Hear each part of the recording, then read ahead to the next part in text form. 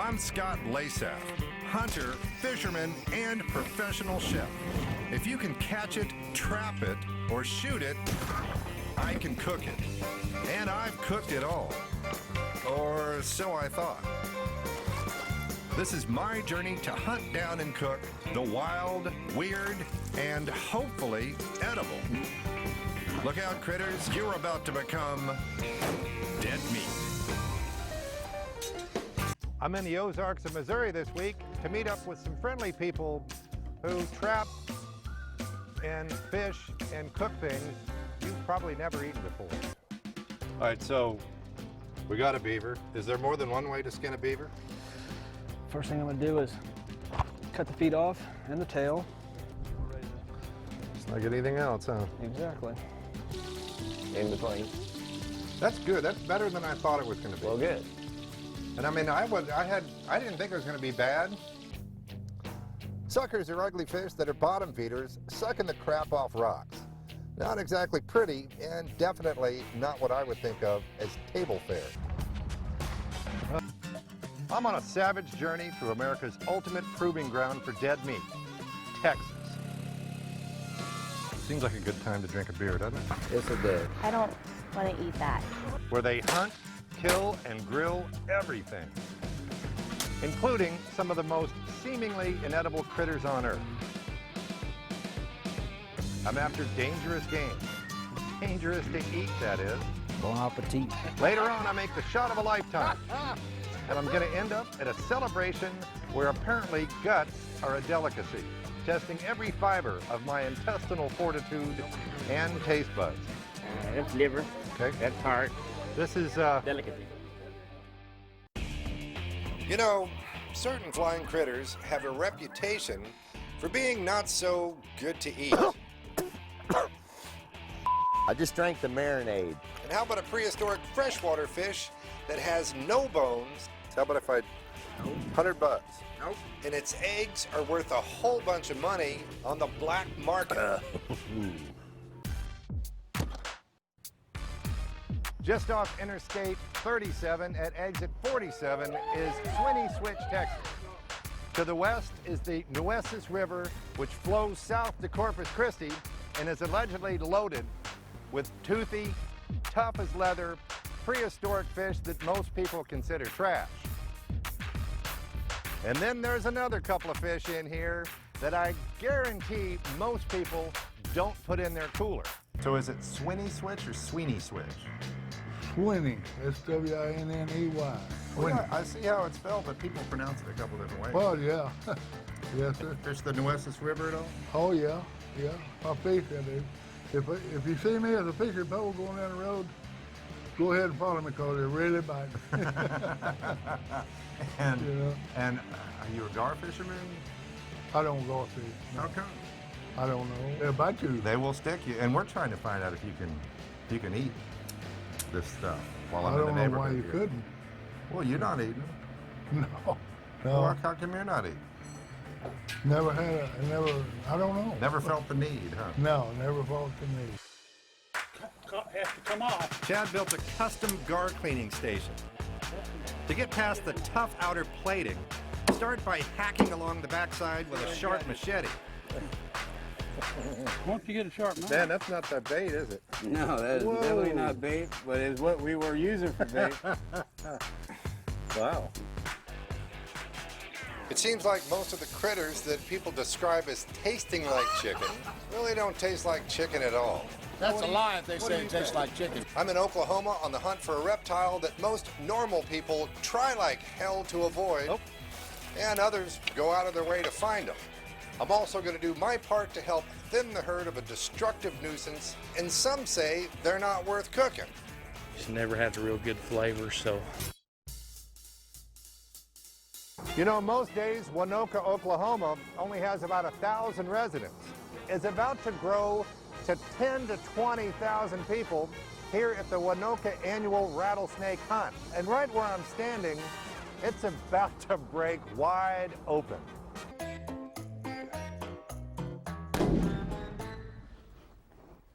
I think I got him.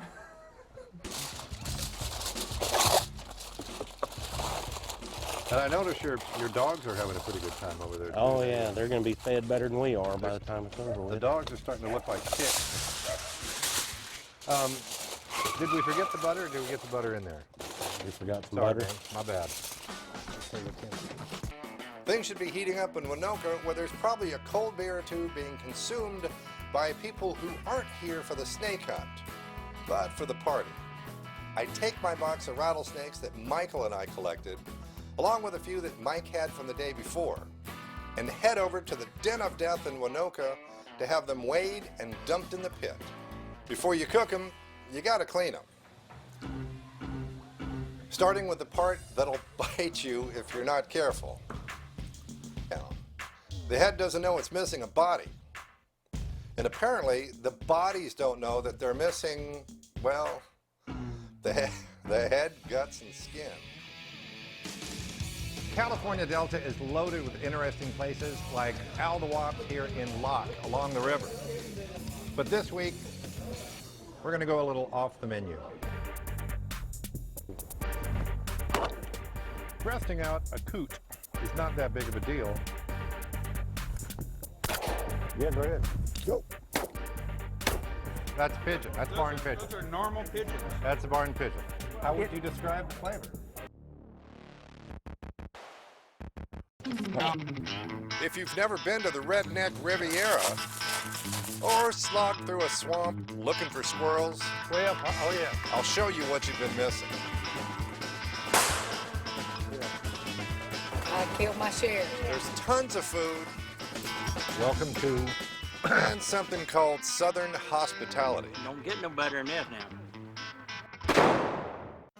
You know, it seems that no matter which side of the country you're on, you're bound to find some unusual creatures. Oh, there you go. Some aren't so bad to eat, but when you first get a look at them, you're thinking, really? People eat these things? Seems easy enough. I'm here to poke around for monkey face eels. Although it's slimy and eel-like, the monkey face eel is actually a species of the prickleback fish. They hunker down in the rocks and you poke pole for them at low tide. But the monkey-faced eel has a very distinct aroma to it. And I don't mean that in a good way. Except it's not like any other fish. The meat doesn't come off in one piece like normal fish. It's soft and mushy. I think I'd be better off scraping the flesh out with a spoon.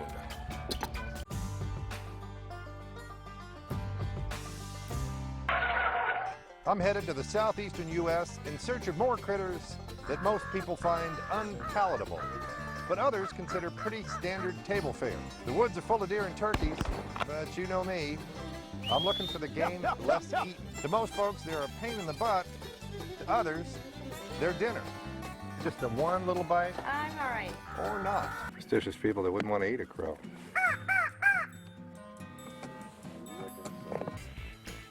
Can you eat a crow? Good shot. Not seeing it. Yeah, you can. And I guess I've eaten some pretty funky stuff. I don't know why a crow would be any worse. It's more of a mental image, and I'm pretty sure most of you out there have the very same mental image.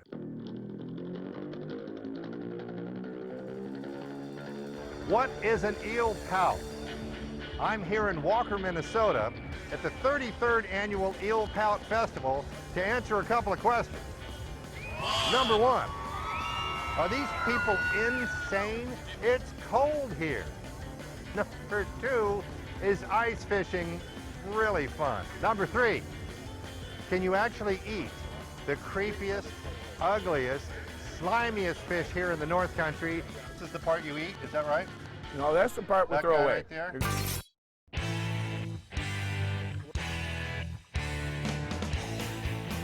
Have you tried eel pout?